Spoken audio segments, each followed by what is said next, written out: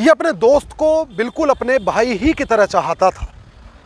शायद यही कारण था कि ना सिर्फ इसकी मौजूदगी में बल्कि इसकी गैर मौजूदगी में भी उस दोस्त का इसके घर आना जाना जारी था। इस दोस्त के घर में इसके अलावा इसकी एक माँ थी और इसी आने जाने के सिलसिले के बीच उस दोस्त और इसकी माँ के अवैध संबंध बन गए। एक दिन ये दोस्त अपने उस दोस्त को अपनी माँ के साथ आपत्तिजनक स्थिति में देखता है और उसके बाद फिर ये एक ऐसी कत्ल की साजिश रचता है, ना सिर्फ साजिश रचता है बल्कि उसे इस तरह अंजाम देता है कि पुलिस को भी उस घटना का खुलासा करने में 3 साल का वक्त लग जाता है।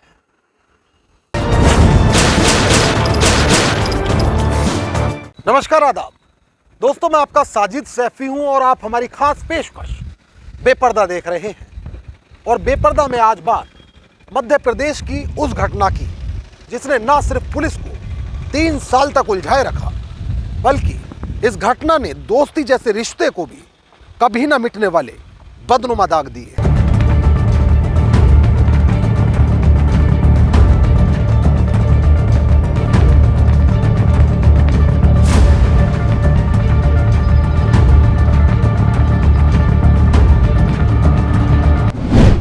तारीख 7 सितंबर 2019, वक्त सुबह के करीब 8 बजे। स्थान एमपी के सागर जिले का राहतगढ़ थाना इलाका। यहां पुलिस को एक पुलिया के नीचे एक युवक की लाश पड़े होने की सूचना मिलती है। सूचना के बाद पुलिस और फॉरेंसिक टीम ने भी घटना स्थल का निरीक्षण करते हुए मौके से साक्ष्य जमा किए, जबकि पोस्टमार्टम में यह साफ हो चुका था कि मुन्ना लाल अहीरवार की हत्या गला दबाकर की गई है, मगर पुलिस मौके से ऐसा कोई सबूत नहीं जुटा पाई थी जिससे पुलिस के हाथ कातिल के गिरबां तक पहुंच सकते। खैर, पुलिस ने अब सर्विलांस की मदद लेने का फैसला लिया।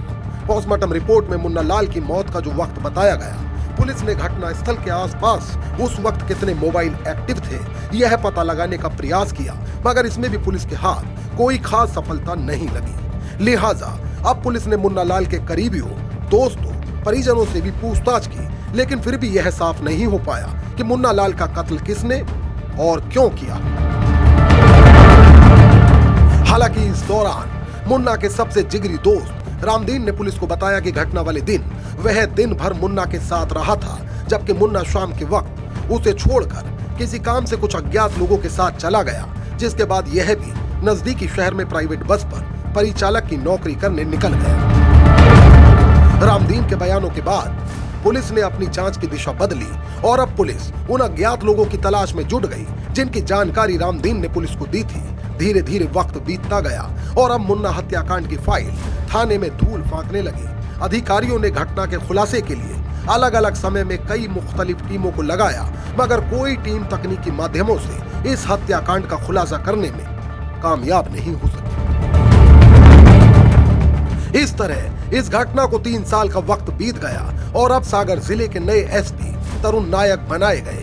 इनके द्वारा गुमशुदगी समेत उन तमाम बंद पड़ी फाइलों को पुनः खोलने का फैसला लिया गया, जिनकी जांच के बाद भी जांच टीमें किसी नतीजे पर न पहुंची हों और इस दौरान इनकी टेबल पर मुन्ना लाल की फाइल पहुंचती है। फाइल के करीब 3 साल पुराने पन्नों से गुजरते हुए एसपी यह तो जान चुके थे कि कातिल ने इस वारदात की साजिश कुछ इस तरह रची है कि पुलिस इस कांड में 3 साल से चकर घिन्नी बनी हुई है, मगर अब वह ये भी जान चुके थे कि हो ना हो इस घटना में रामदीन ही वो कड़ी है जिसको पुनः हिरासत में लिए बगैर इस घटना का खुलासा करना नामुमकिन है।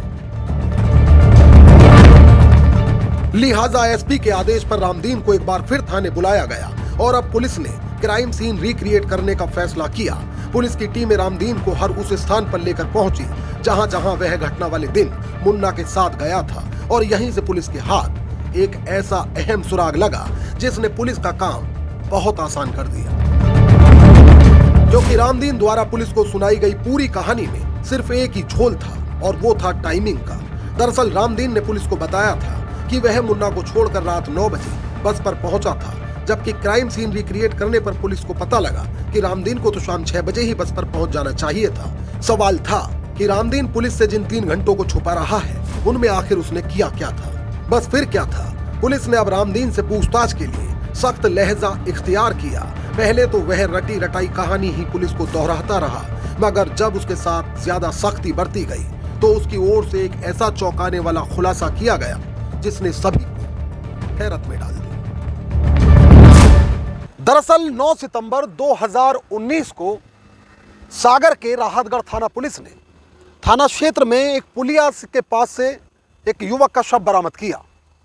शव की शिनाख्त मुन्ना लाल के रूप में हुई, जबकि पोस्टमार्टम रिपोर्ट में यह साफ हो गया कि मुन्ना लाल की हत्या गला दबाकर की गई है। लेकिन कातिल कौन है यह पता लगाने में पुलिस को करीब 3 साल का वक्त लगा। और जब इस घटना का खुलासा हुआ तो न सिर्फ पुलिस बल्कि इलाके के लोगों के पांव तले भी जमीन खिसक गई, क्योंकि मुन्ना लाल की हत्या किसी और ने नहीं बल्कि उसके खुद के दोस्त रामदीन ने की थी। चूंकि रामदीन मानता था कि मुन्ना लाल और रामदीन की मां के बीच अवैध संबंध हैं। दरअसल रामदीन और मुन्ना बचपन के दोस्त थे। मुन्ना अक्सर रामदीन के घर आया जाया करता था और इसी बीच मुन्ना और रामदीन की मां के बीच नजदीकियां बढ़ गईं। कहा जाता है कि रिश्तों की मर्यादा को ताक में रखकर ये दोनों अपनी हवस मिटाया करते थे, जबकि रामदीन की गैर मौजूदगी में मुन्ना उसी के घर में घुसा रहता था। वहीं अब मुन्ना और रामदीन की मां के रिश्ते को लेकर गांव में भी तरह तरह की चर्चा होने लगी। इतना ही नहीं, दावा किया जाता है कि रामदीन ने खुद भी मुन्ना को अपनी मां के साथ आपत्तिजनक स्थिति में देख लिया था, जिसके बाद रामदीन अदावत की आग में जलने लगा। वह मुन्ना से किसी भी तरह समाज में हो रही उसकी बदनामी का इंतकाम लेना चाहता था, मगर उसे डर था कि यदि बिना किसी तैयारी के मुन्ना को कत्ल किया गया तो वह कानून के फंदे में फंस जाएगा। लिहाजा उसने मुन्ना के कत्ल के लिए एक पुख्ता योजना बनाई और फिर 7 सितंबर 2019 यानी घटना वाले दिन सबसे पहले उसने अपना मोबाइल घर में ही बंद करके रख दिया, क्योंकि वह जानता था कि पुलिस घटना में सबसे पहले मोबाइल की लोकेशन ही ट्रेस करती है। इसके बाद वह मुन्ना को घटना स्थल के पास ले गया। वहां उसने उसे खूब शराब पिलाई और जब वह अत्यधिक शराब पीकर बेसुध हो गया तो इसने उसके गले में पड़े गमछे से उसका गला दबाकर उसे कत्ल कर दिया। और इस तरह ये शातिर कत्ल की एक खौफनाक वारदात को अंजाम देकर वहां से बाआसानी फरार हो गया। मगर कहते हैं ना कि अपराधी कितना भी शातिर क्यों ना हो, अक्सर वह अपने गुनाहों के निशान पीछे छोड़ जाता है। यही इस शातिर के साथ भी हुआ, क्योंकि पुलिस ने इसे गिरफ्तार कर इसके चेहरे को बेपर्दा कर दिया। रिपोर्ट को लेकर आपकी क्या राय है वह हमें कमेंट करके जरूर बताएं। यदि आप चैनल पर नए हैं तो इसे सब्सक्राइब जरूर कर लें। मोहित भाटी के साथ अमजद राणा, क्राइम स्टोरीज अड्डा। तो दोस्तों फिल वक्त मुझे दीजिए इजाजत, लेकिन यदि आप क्राइम स्टोरीज अड्डा पर बेपर्दा के और भी एपिसोड्स देखना चाहते हैं तो हमारे चैनल को तुरंत सब्सक्राइब कर लीजिए, बेल आइकॉन दबा दीजिए। रिपोर्ट को लेकर आपकी क्या राय है वह हमें कमेंट करके जरूर बताएं।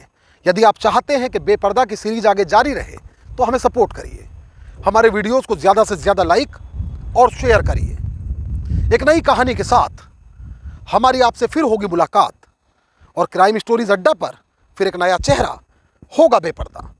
तब तक के लिए आदाब, नमस्कार, जय हिंद।